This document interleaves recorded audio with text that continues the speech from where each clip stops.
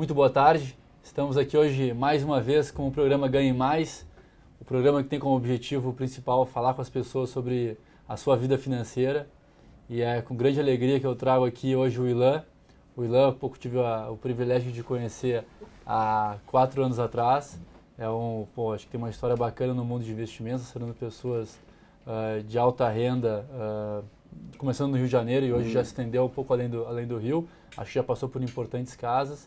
E sempre que eu tenho a oportunidade de falar com o Ilan aqui, de trocar um pouco de ideia, eu acabo aprendendo um pouco. E hoje trazer o Ilan aqui para falar conosco, para participar do programa, é um grande privilégio. Então, primeiro, obrigado por estar aqui conosco. Obrigado, eu que agradeço. Legal.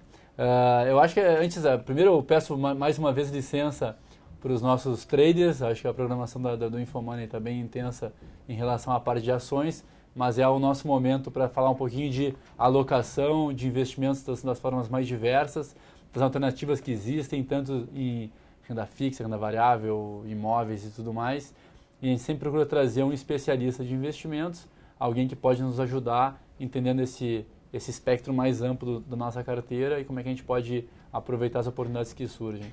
O mercado segue bastante nervoso e bastante volátil, e sempre que tem volatilidade, a gente tem oportunidades para fazer investimentos diferentes e melhores e buscar rentabilidades que às vezes tradicionalmente em momentos mais calmos não acontecem. Então, hoje tenho certeza que tem oportunidades muito boas nos mais diversos setores, e trazer sempre um especialista aqui que pode nos ajudar a clarear um pouco a visão é muito bacana. Antes Legal. de começar, eu queria que o Ilan contasse um pouquinho da trajetória dele, enfim, por onde tu já passou, enfim, como é que está o escritório hoje e tudo mais. Bom, vamos lá. Primeiro, é uma grande honra estar aqui contigo, enfim, é uma admiração de longa data e ainda mais aqui à frente desse portal de informações financeiras que é super importante, que eu considero hoje uma ferramenta aí de notícias única no mercado, e estar à frente desse público que acompanha, tem interesse, é um grande privilégio, é uma grande honra. Legal. Bom, falando um pouquinho da minha história, eu entrei no mercado ali no meio daquela fase exuberante do mercado acionário aqui no país, pegando aquele ciclo de alta, aquele longo ciclo. Então eu entrei no meio dele e fascinado, né, com aquele mercado. Eu era novo, ainda estava na faculdade. Isso era 2003, 2000, mais ou menos? Mais ou menos 2004, 2005. Legal. E aí eu entrei na faculdade, já sabia a área que eu queria trabalhar. Eu tenho assim uma afinidade, um encantamento com esse mercado já desde criança. E aí, bom, a minha primeira experiência foi como investidor individual, conhecendo o mercado e fascinado, né, com aquela fase super altista que o mercado estava vivendo. E, bom, o legal foi que logo no meu começo eu já comecei a identificar ali e viver as rupturas de mercado, né? Então, logo que eu comecei, eu já vi aquele ciclo sendo interrompido por uma crise aguda. Isso me trouxe bastante aprendizado, e foi aí que eu resolvi realmente buscar estudos e entrar na área de uma forma ainda, enfim, busquei começar com um estágio em banco, e aí fui evoluindo, enfim, de sair da figura de um investidor individual ainda novo, cru, pessoal, enfim, através de home broker, ferramenta, e aquele desejo por estudar, por conhecer. Então, assim que pude, eu arrumei um estágio logo na área financeira. Logo em seguida, já fui me desenvolvendo. Poxa, eu busquei ainda como estagiário tirar minhas certificações. E isso, poxa, me fez aí ganhar bastante tempo, né, em relação ao mercado, né, as outras pessoas que estavam também começando. E eu tive a oportunidade de ter o meu primeiro estágio numa instituição que ela é bem focada no longo prazo, que era na verdade, uma seguradora que também tinha um braço de gestão de recursos, e que toda a gestão de recursos era orientada para o longo prazo, com muita segurança, com os pés no chão. Então foi o meu primeiro contato de verdade com o mercado de uma forma profissional. Dali eu consegui extrair conceitos valiosíssimos que envolvem muita teoria, e eu acho que dali eu pude aprender que uma das premissas do mercado de longo prazo talvez seja a simplicidade e a gente se basear em evidências reais e teorias e teses e coisas não subjetivas, mas coisas comprovadas. Foi muito, muito bacana. Dali eu tive interesse em me aprofundar um pouco mais no mercado de ativos, em compra e venda, uma coisa mais direta. Então, logo em seguida eu fui para a corretora de um banco, trabalhei na mesa de operações, cuidando de clientes de alta renda. E aí eu me desenvolvi bastante nessa mesa de operações, porque eu levei alguns conceitos que eu aprendi na gestora de recursos e na seguradora que eu trabalhei, e fiz esse link e tive um sucesso muito grande, porque os clientes no dia a dia tendem a se orientar muito no curto prazo. E eu trouxe uma ideia, uma filosofia mais ligada em longo prazo, mais ligada em filosofias super pontuais de investimento. Muito, sabe, tem um livro muito bacana chamado Filosofias de Investimento, e eu procurei me basear nele. Foi inclusive um livro que eu me baseei para começar meus estudos, enfim, minha graduação, que ele fala o seguinte: são N filosofias que a gente vê no mercado, filosofias de investimento baseado em valor, baseado em crescimento, baseado em análise técnica. Todas elas têm seus cases de sucesso, mas o que é mais importante, né, quando você adere a alguma dessas filosofias? É você ser fiel a ela, né, você ser leal a ela. Então, o que eu procurei fazer um link já no início, nessa minha experiência em meios de operações, foi ensinar esses clientes a serem leais à filosofia que eles acreditavam. Então, foi uma experiência muito bacana. Eu me desenvolvi super bem nessa instituição financeira.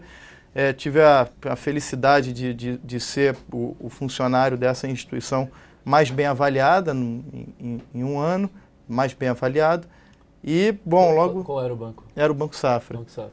Na corretora, na mesa de operações do Banco Safra.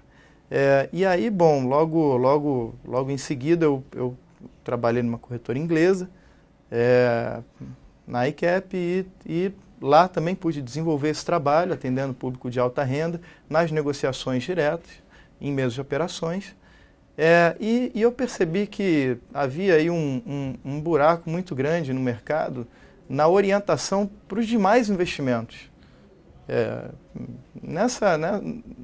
A renda variável do cliente normalmente é um share of wallet, né? É um pedaço da carteira de investimentos desse cliente, e normalmente é o menor pedaço, e com toda a razão. E eu estava posicionado em orientar o cliente a fazer uma alocação profissional nesse pedaço da carteira. E eu, bom, com o meu time, com a minha equipe, a gente começou a perceber que, poxa, por que não fazer uma orientação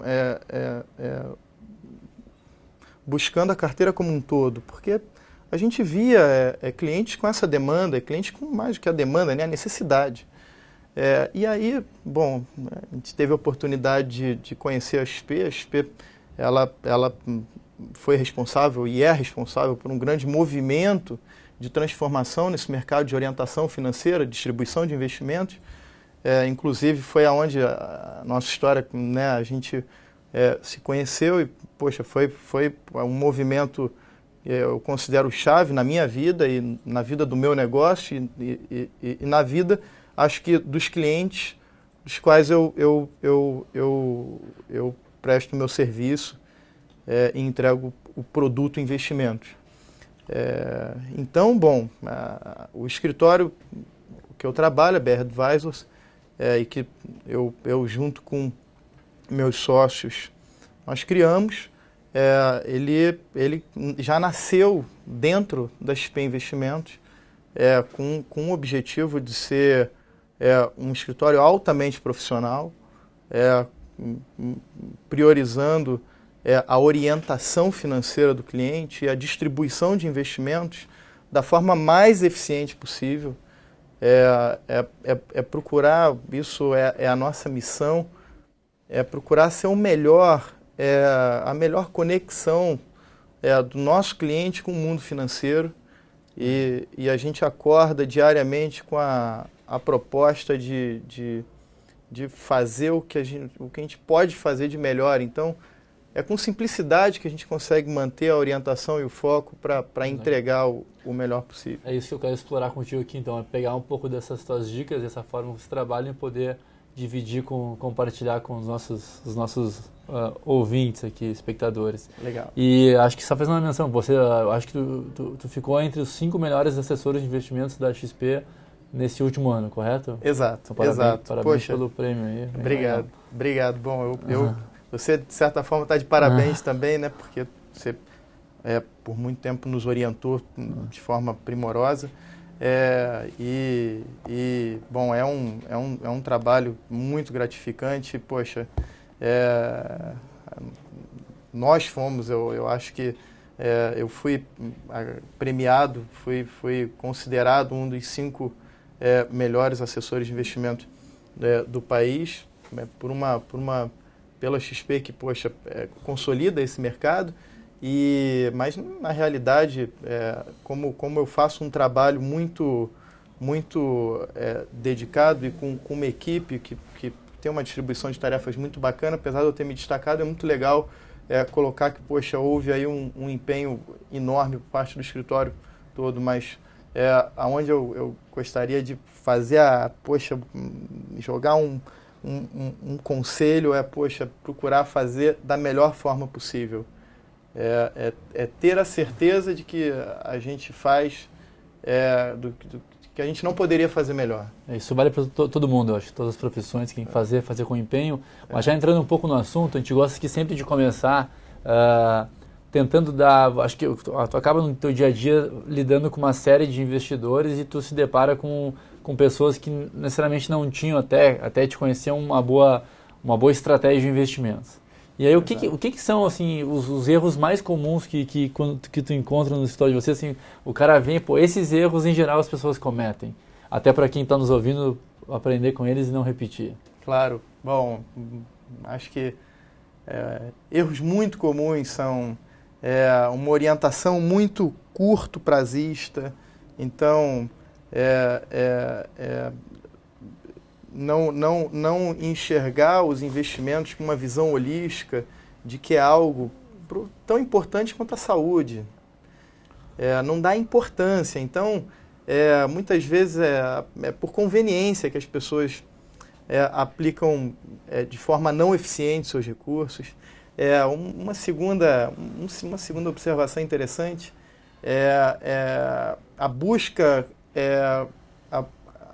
busca desenfreada por retornos mirabolantes e a não observação dos riscos envolvidos. Isso é muito comum. Então, as pessoas muitas vezes ficam realmente obcecadas por ganhar dinheiro rápido e acabam abrindo mão de segurança. Então, esse é um oceano que a navegação ela é complexa, é um mundo financeiro. Então... Mas dando, então, dica simples é entender que, eventualmente, abrir mão de liquidez, né, de ter aquele dinheiro disponível a qualquer momento, para ter mais retorno, isso faz sentido. Então, às vezes a gente tem aquele dinheiro que a gente quer para 30 anos, a gente quer para se aposentar, mas a gente aplica num produto que tu tem resgate diário, né? Então, tu poderia fazer, eu aceito ter resgates daqui a 6 meses, 1 ano, 2 anos, para ter uma rentabilidade maior. Então, esse é um dos erros. Exato. Bom, são 3 formas básicas de a gente conseguir conquistar retornos adicionais no portfólio. A primeira é buscando adicionar volatilidade a ele. Então, bom, se adiciona volatilidade, você vai buscar um retorno esperado mais elevado. O segundo ponto é trabalhar com liquidez, né? Então, naturalmente, se eu travar o recurso por determinado prazo, eu vou obter retornos maiores. Por quê? Eu estou, na verdade, comprando uma obrigação. E para o emissor dessa obrigação, é naturalmente mais interessante que ele tenha esse recurso por mais tempo, porque ele também vai repassar esse mesmo recurso para um tomador de crédito por outro valor, né? Esse dinheiro vai ser mais bem remunerado. E a terceira forma de conseguir uma remuneração adicional está no poder de barganha, que aí está relacionado ao volume dos teus investimentos. Então, não tem, na verdade, mágica. São essas três variáveis que a gente trabalha basicamente. E o primeiro trabalho na construção de um portfólio, ele antes de absolutamente tudo, é conhecer um fluxo de caixa possível do investidor. É o que algumas fundações, quando trabalham com aposentadoria, são fundos de pensão, chamam de ALM. Então, uma coisa próxima a isso, pensando na vida financeira da pessoa, que está relacionada ao planejamento financeiro. É conhecer profundamente as variáveis de fluxo desse recurso, para a gente poder priorizar, naturalmente, antes de tudo, aquele benefício da liquidez. E aí a gente vai evoluindo para outras escalas conforme o perfil de um investidor. Então, enfim... Legal, acho que o primeiro ponto também. O segundo ponto, só para reforçar aqui, quando milagre é demais, desconfie, né? Mais ou menos isso. Então, entende realmente o que são os riscos, o que são os retornos.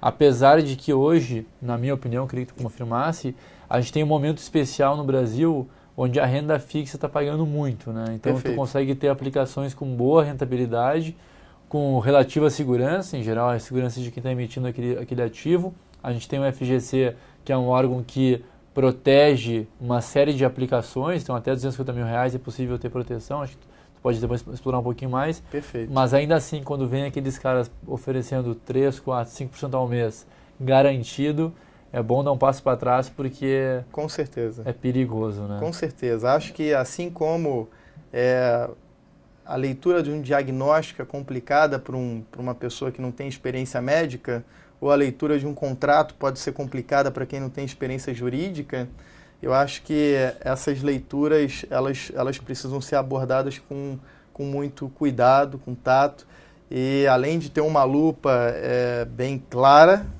é necessário muitas vezes um profissional do teu lado para te auxiliar. Legal. Tá chegando uma série de perguntas aqui, eu já vou entrar nelas. Tá legal. Mas eu acho... eu vejo que no Brasil existe uma carência de informações muito grande sobre como investir melhor, né? Como lidar com o seu dinheiro. Perfeito. E acaba que, por as pessoas terem esse baixo conhecimento, elas têm como principal drive de decisão a segurança. Perfeito. Então, eu vou no meu banco tradicional lá, invisto lá, porque eu sei que lá o meu dinheiro vai ficar seguro. Perfeito. Só que ela não faz o segundo ponto, que é entender que, de fato, segurança ela é a chave principal. Mas a rentabilidade, ela é fundamental, ainda mais em dias de hoje, com a inflação chegando perto de 10%. Então, a pessoa vai lá na poupança e fala assim, a poupança é seguro. De fato, a poupança é super seguro. Só que a poupança paga 7% ao ano de rentabilidade e a inflação está 10%. Então, ela acha que está seguro, mas, na verdade, ela está perdendo o poder de compra. Então, assim, ela tem uma segurança de fato de que aqueles 100 mil vão virar 107, o problema é que o poder de compra daqueles 107 vai ser corroído. Então, é uma segurança de fato que o dinheiro está protegido em relação a não vai fugir dali, mas ele, de alguma maneira, vai escapando aos pouquinhos porque ele vai perdendo poder de compra, ele vai perdendo valor, dado que a inflação é maior do que a rentabilidade. Exato. E aí, já entrando assim, o que dando a gente já discutiu aqui 2 problemas, mas o que a pessoa normal lá está em casa e diz, tá bom, eu preciso investir, o que eu tenho que cuidar para mim fazer um bom investimento? Acho que o melhor dos caminhos, eu diria, procura um especialista, procura um assessor de investimentos que vai te atender, mas talvez ela queira dar os passos iniciais por conta própria. Justo. Que caminho o que ela tem que olhar? Tipo, eu vou no banco, o que eu tenho que perguntar para o gerente? Como é que eu sei que o que o gerente me ofereceu é uma coisa que está legal? Bom, acho que o primeiro passo é, fazer uma pesquisa, se inteirar um pouco dos produtos por ordem de risco. Então, conhecer os menos arriscados, mais seguros, os moderados, os agressivos, e aí sim conhecer um pouco mais os riscos envolvidos, naturalmente buscando uma instituição financeira para fazer esses investimentos, que necessariamente precisa passar por uma, vale sim fazer uma troca de passes, e eu acho que isso é um primeiro passo. Acho que como todo qualquer processo decisório, ele precisa ser baseado em informação. E isso que é muito legal, inclusive está aqui e fico extremamente honrado por isso, que o Infomoney é um portal de informação, né? E acho que com um pouco de paciência, com um pouco de dedicação, é muito possível realizar aplicações menos complexas, como a gente fala, by yourself, né? Sendo completamente autodidata nesse mercado. É muito possível. O importante é buscar um portal que realmente entregue informação de forma transparente, de forma clara, de preferência de diversas instituições financeiras, né, que você consegue compilar aí uma opinião imparcial. Então, eu acho que esse é o caminho para quem deseja partir no investimento solo. Primeiro, base de tudo, buscar informação. Segundo, testar a tua informação. Então, quem sabe fazer exercícios simulados. Terceiro, buscar orientação, talvez numa instituição que você tenha mais facilidade, seja mais conveniente. E aí, bom, comece com investimentos mais seguros inicialmente, aí conforme for tolerando e gostando da volatilidade ou da própria carência dos recursos, né, quando você investe com vencimentos longos, mas eu recomendo evoluir dessa forma. Conhecimento, a prática ainda que virtual, um dever de casa, e aí põe o exercício em prática, como em muitas coisas que praticamos na vida. Legal. Acho que aproveitar uma pergunta aqui que chegou. Tu tem o título que é CFP. O pessoal quer entender o que é CFP, por que o CFP é importante. E tem até uma pergunta aqui, tem o MMM aqui está começando agora e ele já tem... ele está oferecendo orientações aqui, mas ele tem CPA 10, CPA 20. Vamos classificar então, CPA 10, CPA 20 e CFP, eles são na ordem, são coisas que vão evoluindo em termos de dificuldade, né? Exato. Eu colocaria primeiro o CPA 10, que é a certificação profissional da Anbima, série 10. Ela é uma certificação voltada para profissionais que trabalham em banco, em agência bancária. A segunda certificação é também da Anbima, CPA 20, que é uma certificação acima do CPA 10. E aí a CPA 20 já é uma certificação que qualifica o profissional a se relacionar com investidores qualificados, ou seja, aqueles que hoje possuem um montante de recursos financeiros superior ou igual a R$300 mil. Em seguida, tem uma certificação de especialista da Anbima também, que entra num escopo mais amplo também para investidores qualificados. E a quarta, nessa linha de orientação financeira, é o CFP, que é uma certificação internacional, significa Certified Financial Planner, que é o planejador financeiro qualificado, certificado, que ela já aborda aí um escopo mais amplo, que vai de investimentos, a gestão de caixa, aquele fluxo financeiro que, na verdade, quando a gente olha a evolução financeira de uma pessoa, ela, na verdade, deriva de duas coisas. O quanto esse indivíduo conseguiu acumular ao longo da sua vida, ou seja, guardar recurso com a tua atividade profissional, ou, naturalmente, outras fontes, né, seja herança e tudo, mas o que o indivíduo conseguiu acumular vezes o quanto esse portfólio acumulado teve de rentabilidade. Então, melhor hipótese, uma acumulação boa com uma rentabilidade boa. Então, o escopo do CFP está ligado aos investimentos financeiros, ele está ligado à gestão de caixa, para auxiliar na maior eficiência do acúmulo de recursos, está ligado à gestão de riscos, em orientar a pessoa a visualizar os riscos da tua vida. Vamos supor, alguém que dependa das mãos para trabalhar, um profissional liberal que depende das mãos para trabalhar em fase de formação de patrimônio. Ele tem uma família, tem filhos. Imagina se acontece uma catástrofe e a reserva financeira atualizada não é necessária para cobrir a vida tanto desse profissional quanto da sua família. Isso é uma catástrofe, né? Então, é uma gestão de riscos também para que a gente mapeie tudo. Não adianta a pessoa guardar o dinheiro na medida certa, investir bem e ter um risco exposto como esse. A quarta frente é uma frente tributária. Então, maximizar aí a eficiência tributária de um portfólio e da vida financeira de um indivíduo. O planejamento de aposentadoria, porque cada vez, esse é um assunto, inclusive, super interessante, que no passado a maioria dos fundos de pensão, eles, tanto de empresas públicas quanto de empresas privadas, eles garantiam determinada renda para quem se aposentavam. Eram os planos de benefício definido.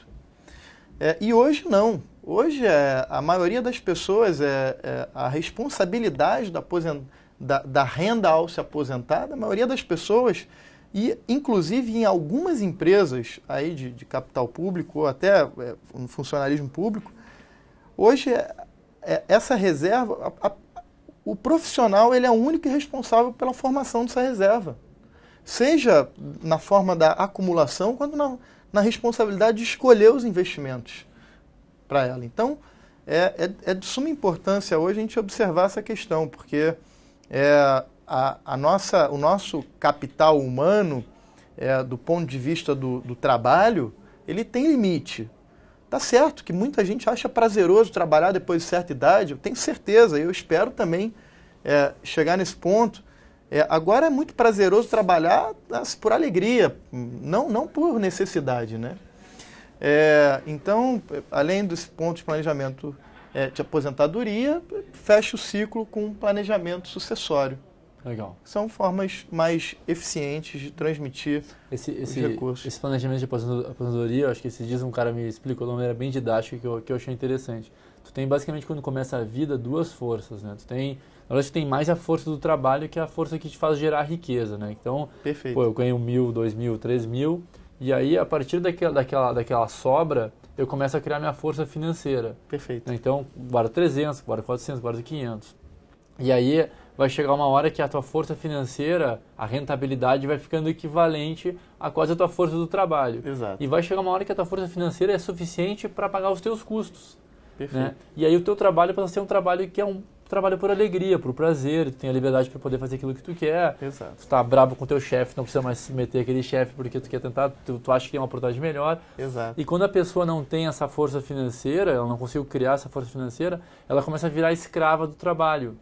E ela começa a ter que trabalhar por obrigação, e às vezes ela se frustra no trabalho e não tem alternativa, porque ela não tem reserva para poder trocar, não tem 2, 3 meses de colchão para poder procurar um emprego diferente, e ela vai virando infeliz naquele processo. Mas ela é infeliz, e por ser infeliz ela produz menos, e aí o dinheiro passa a ser realmente um sacrifício, porque o dinheiro é uma coisa ruim, mas o dinheiro ele é ruim porque a pessoa não conseguiu fazer com que ela fosse bom, porque o cara que construiu a força financeira, o dinheiro para ele é uma maravilha, porque o dinheiro proporciona liberdade para ele. O dinheiro proporciona que ele pudesse ter escolhas, que ele pudesse buscar as coisas que realmente fossem importantes. Exato. Porque ele teve uma disciplina, de repente, no início da vida, mais eficiente do que o cara que estava gastando tudo que ganhava e não estava olhando muito para isso. Exato. E aí o cara mostrou um número que era o seguinte, quem quer juntar R$1 milhão depois de 30 anos, se eu juntar 500 por mês com 30 anos, uma taxa de 10% ao ano, estou desconsiderando aqui a inflação, mas só para ter tido,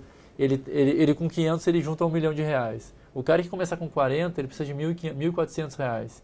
E o cara que começar com 50 para terminar com 60 com 1 milhão, ele precisa de 4.500. Então, o esforço que tu faz no final da vida, ele tem que ser muito maior para te poder juntar.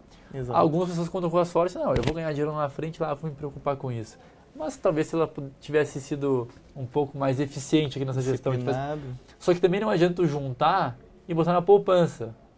Exato. Tem que juntar e juntar certo. Tu fez o esforço, mas na parte da inteligência que tu está perdendo. Exato. Porque a poupança vai te dar 7, enquanto tu poderia ter 14 ou 13% num produto de... Então, jogar com acho que é um pouco desse aprendizado que talvez os CFPs podem nos passar, né? Exato. Como é que a gente se planeja para ir guardando, para ir acumulando, e como é que tu pega esse esforço de economia e tu faz com que ele seja potencializado por uma aplicação eficiente, né? Exato. É um pouco por aí? É perfeito, é exatamente por aí, Pedro. São duas variáveis. A primeira variável é tempo. Quanto antes você rolar a bola de neve, maior ela fica. Legal. A segunda variável é rentabilidade. Então, eu gosto muito, eu tenho um quadro, e inclusive, fica à vontade, eu posso depois entrar no detalhe, vai ser um prazer, mas eu tenho uma meta. Os clientes que estão comigo, começaram, eu gosto muito de começar a vida financeira de um cliente. Eu tenho esse prazer. Eu vejo pessoas de potencial e eu acho muito legal orientar e transmitir educação financeira desde que a pessoa ganhe o primeiro salário. Por quê?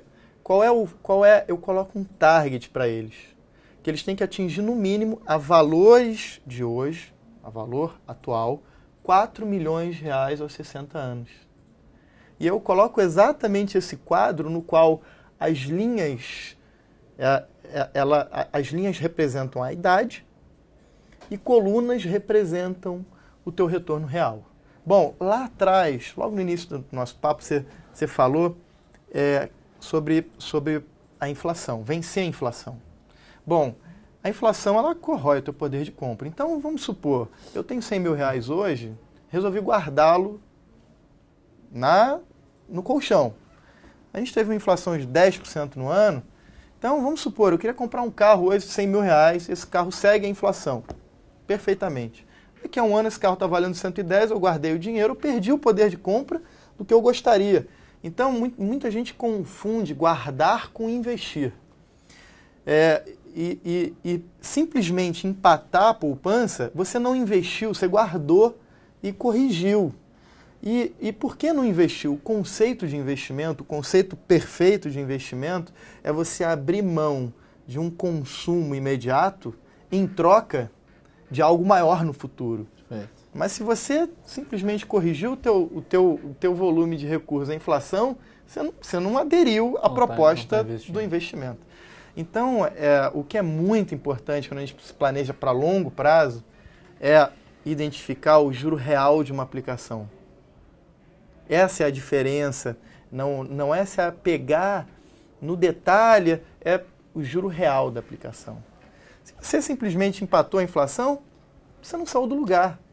E olha, você falou mais cedo agora sobre a rentabilidade, as pessoas investem mal. Isso é uma frase de alguém com muita propriedade, Albert Einstein.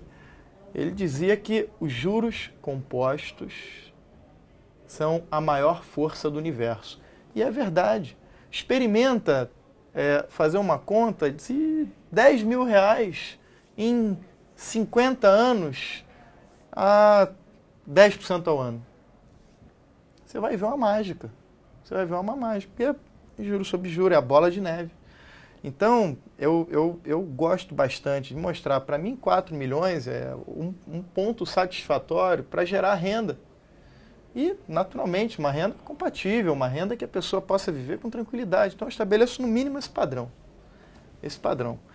E eu tenho acompanhado com muito prazer, principalmente pessoas novas e em formação de patrimônio, ou no meio do caminho, e eu traço um plano no qual Eu coloco os targets, as metas de poupança, coloco as metas de retorno e as pessoas, eles vão acompanhando isso todo mês. Olha, consegui guardar isso e meu estoque de reserva, né, meu estoque financeiro, ao mesmo tempo cresceu isso. Pô, legal, check it, check it. Legal. Isso é um prazer, cara. Isso é trabalhar com brilho nos olhos, assim como um atleta tem o prazer de bater um tempo, como, sabe, tem um prazer de bater um recorde.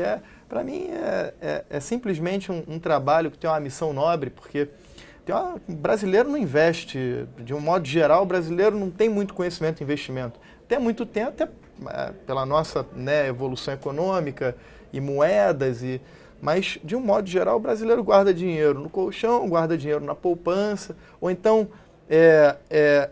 guarda dinheiro em fundos que poderiam ter melhores rentabilidades se, de um modo geral, o investidor colocasse uma lupa e estudasse um pouco mais isso.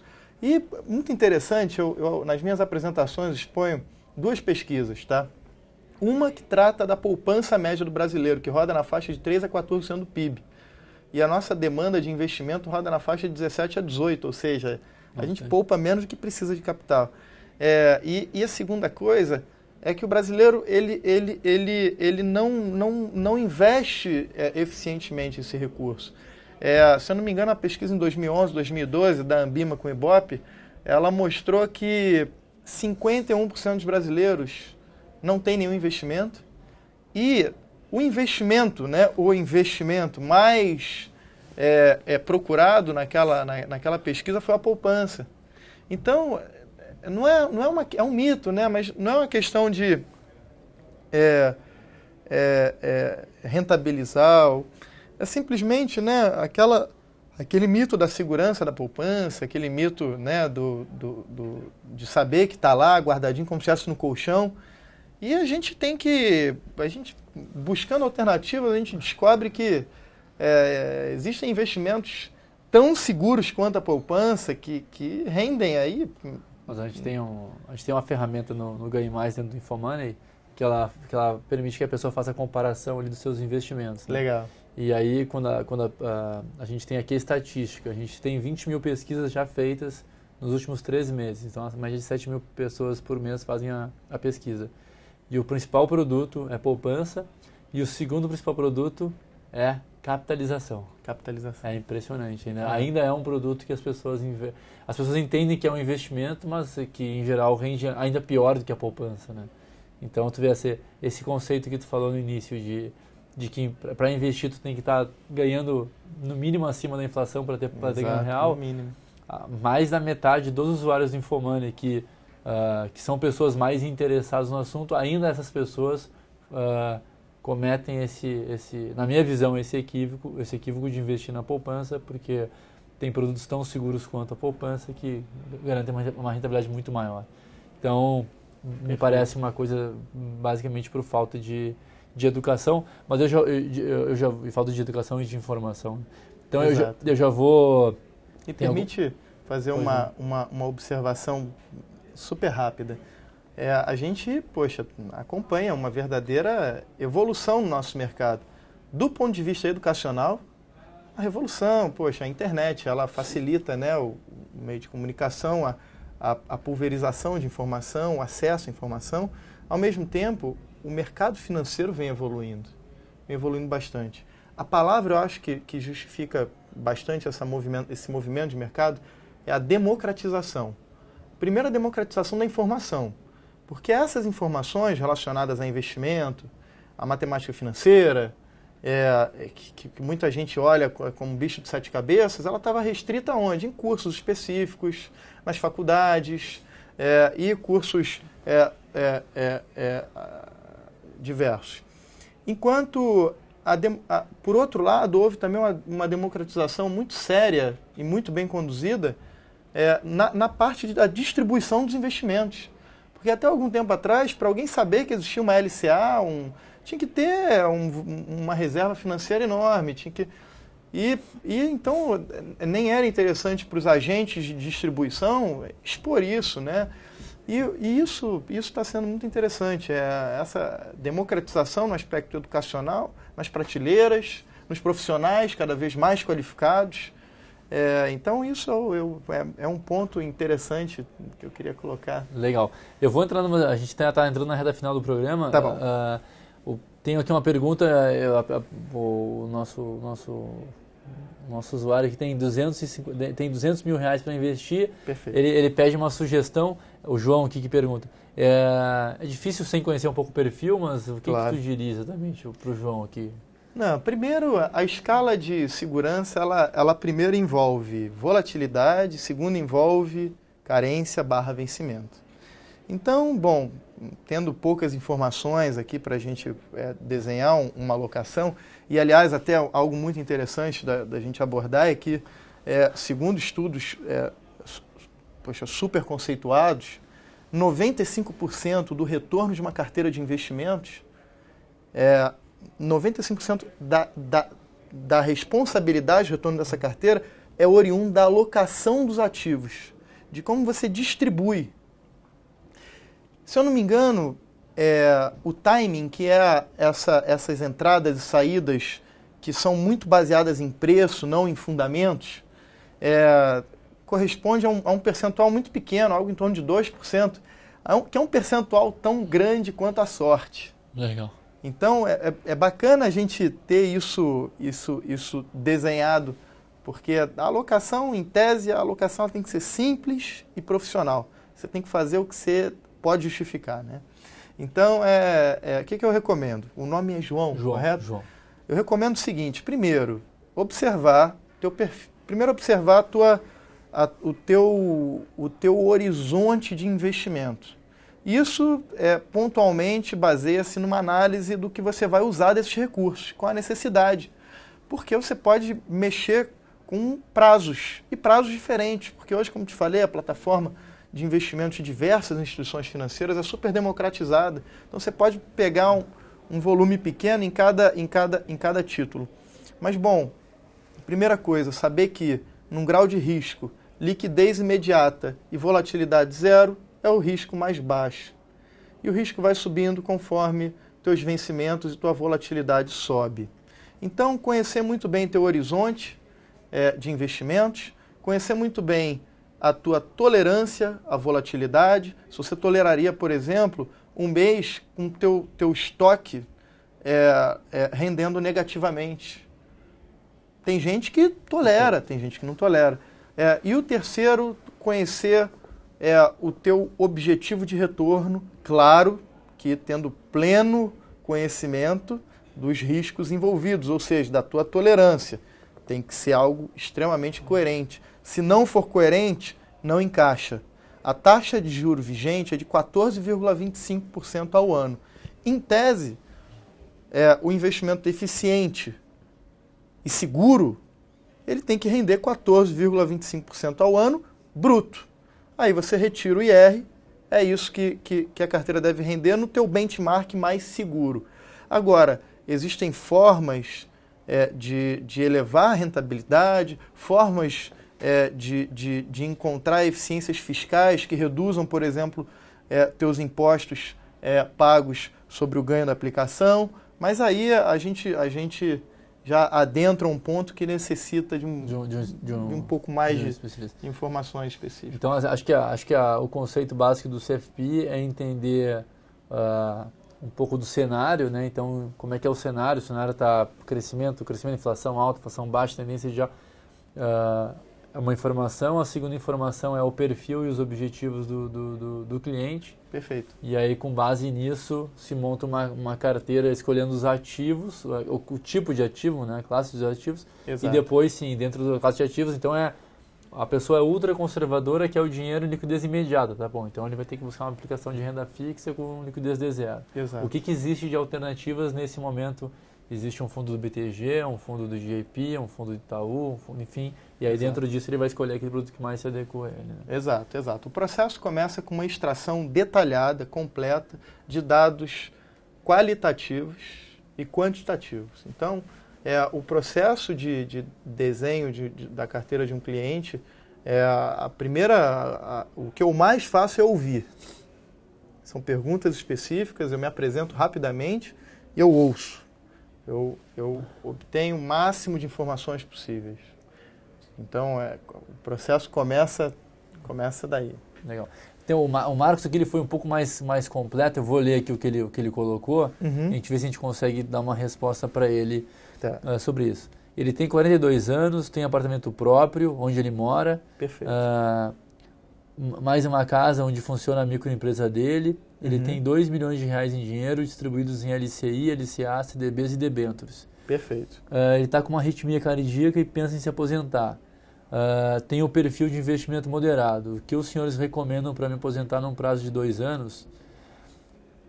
Talvez o Marcos, até de repente, ele pode mandar um e-mail depois para o Ilan e tentar fazer uma conversa mais específica. Né? Não sei se dá para fazer uma análise mais... Claro, com o maior prazer. Agora tu responderia o que para ele aqui? Tem como dar pelo menos um norte? Claro, eu diria o seguinte, e aí a gente mexe um pouco com uma curva que a gente estuda muito e trabalha de eficiência dos investimentos. Quanto mais novo é o cliente, em tese mais tempo ele tem para se aposentar. Na verdade, a variável que vai determinar vencimentos, uma das variáveis, é o tempo para que esse patrimônio seja revertido em renda.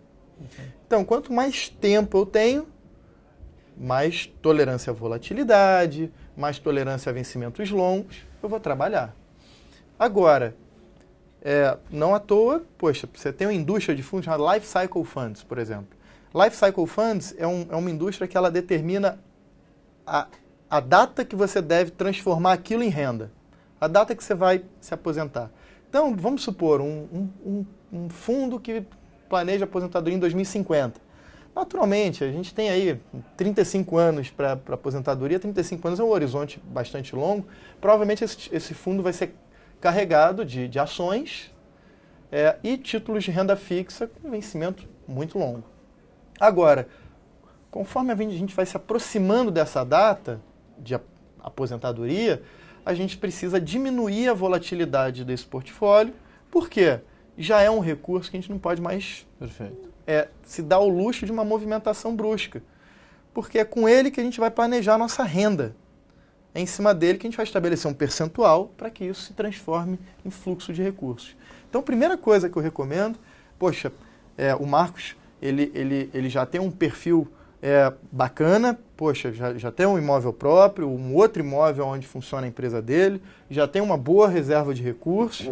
Então, bom, primeiro ponto, pelo que eu entendi da carteira dele, ele está bem posicionado frente aí o que ele deseja dentro de 2 anos. LCI, LCA, CDB, provavelmente são títulos de médio prazo, então, vencimentos aí entre 1 e 3 anos, entre 4 talvez anos. Só entender se a taxa que ele está escolhendo elas são competitivas, claro. Né? Porque acho que tem um erro que as pessoas cometem, que estou investindo em LCA ou LCI, ou tem um CDB, ela sabe que está investindo no LCA, mas não sabe qual é a taxa. E a taxa, nesse caso, ela é muito relevante, que é quanto... Extremamente. Né? Então, tem pessoas que investem em CDB a 60% do CDI, então é quase pior que a poupança. Exato. Enquanto tem CDBs que pagam hoje acima de 100%, depende do prazo que dá. Né? Exato. Além disso, olhar para frente e nesse intervalo de 2 anos já se posicionar para uma exposição em papéis que tenham fluxo de pagamento. Por quê?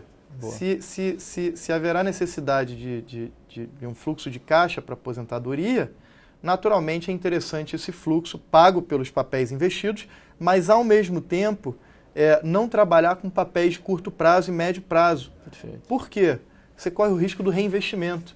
Um exemplo, alguns anos atrás, a taxa de juro real dos títulos de tesouro estava rodando o quê? IPCA mais 3%, 4% ao ano.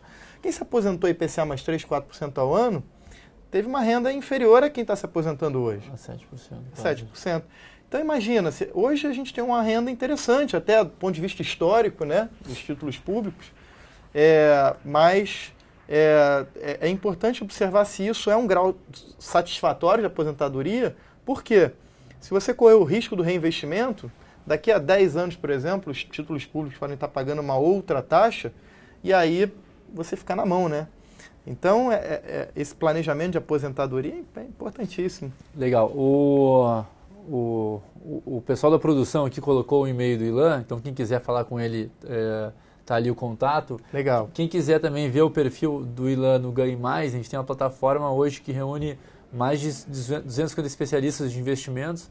Ela é ganhemais.infomoney.com.br e dentro da página tu pode se inscrever o Ilan com 2 L's, vai aparecer ali o perfil do Ilan, vocês vão poder interagir com ele.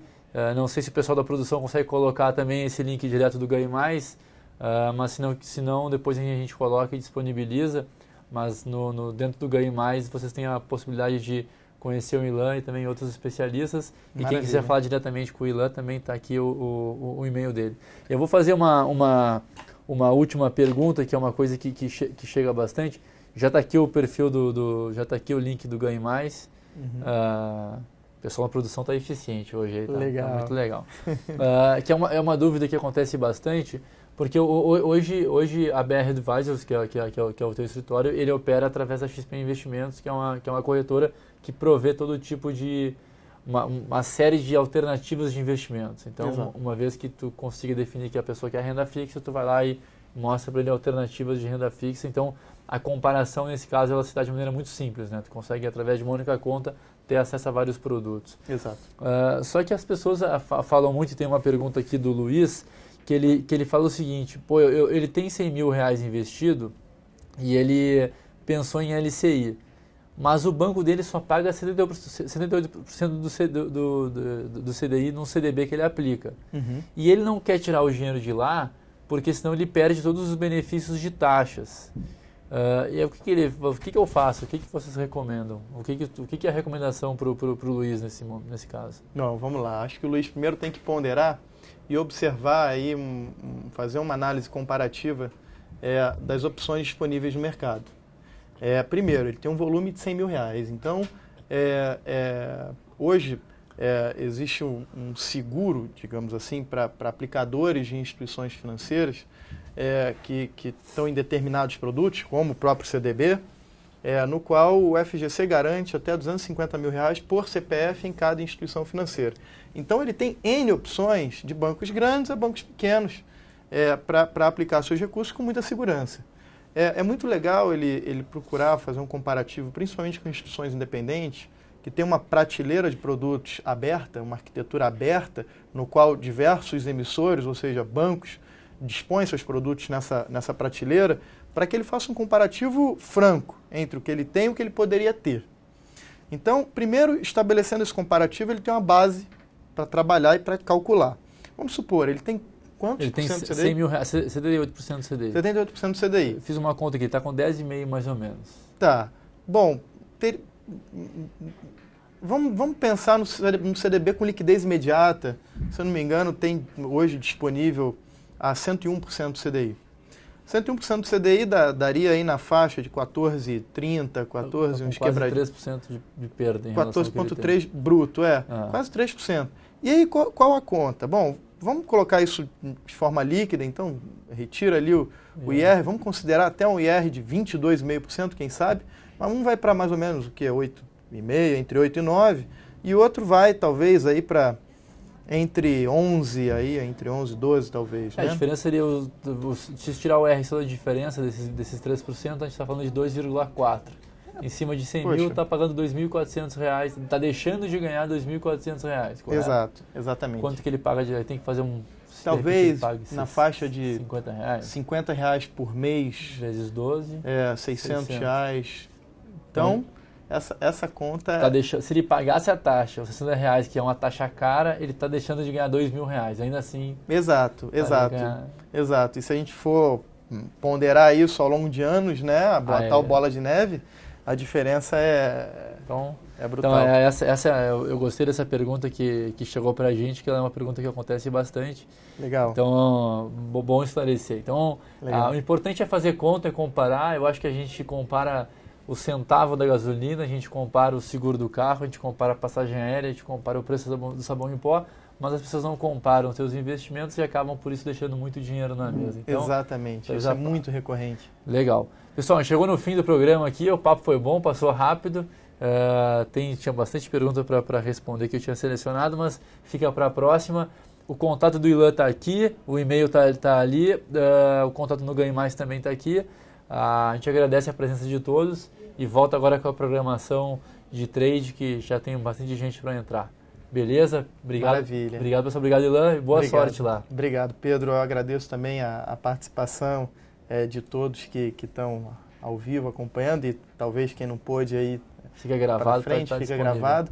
E parabenizo bastante a iniciativa do Ganhe Mais e também da presença hoje do InfoMoney na educação financeira e na parte esclarecedora de notícias e informações rápida, enfim, imparcial, e eu acho que é uma contribuição muito importante para a gente aprimorar cada vez mais o nosso mercado. Poxa, legal. Tá de parabéns. Beleza, obrigado.